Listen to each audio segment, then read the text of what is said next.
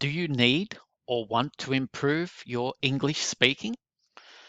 Well, this video is motivation for those people who would like to improve their speaking skills, and especially as practice for the IELTS speaking test.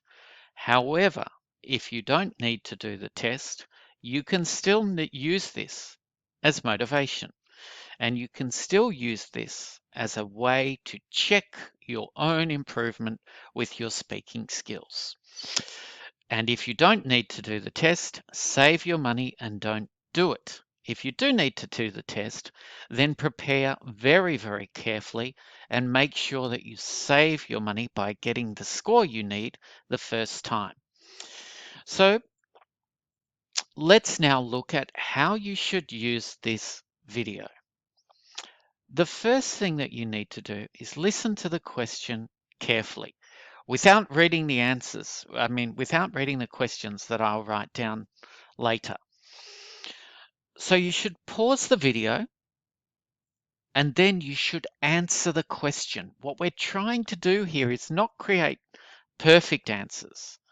We're trying to make you, under pressure, produce the real answers that you would in your life or in a speaking test. So answer the question and then repeat these steps for the next questions. All right. Now, we need to talk about the most important step. My job here is to help you, and your job is to help yourself. If you don't think about what you're doing, if you don't record your answers, or at least try very hard to remember what you said, then you're not going to make any real improvement. So you need to record your answers. And the reason for this is because you need to have something to measure so that you can think about how to improve for the next time. Now, if you just talk or chat, it's hard to know how to improve. So that's why we're looking at a specific, very small part of a speaking test.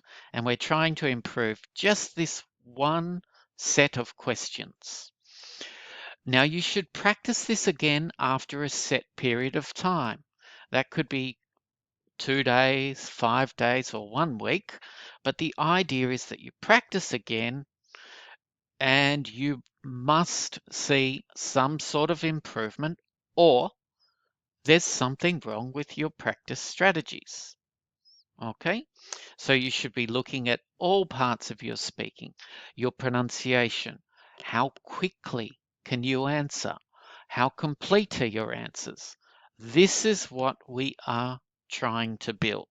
These are the skills that you should be trying to develop, especially if you do need to do the test.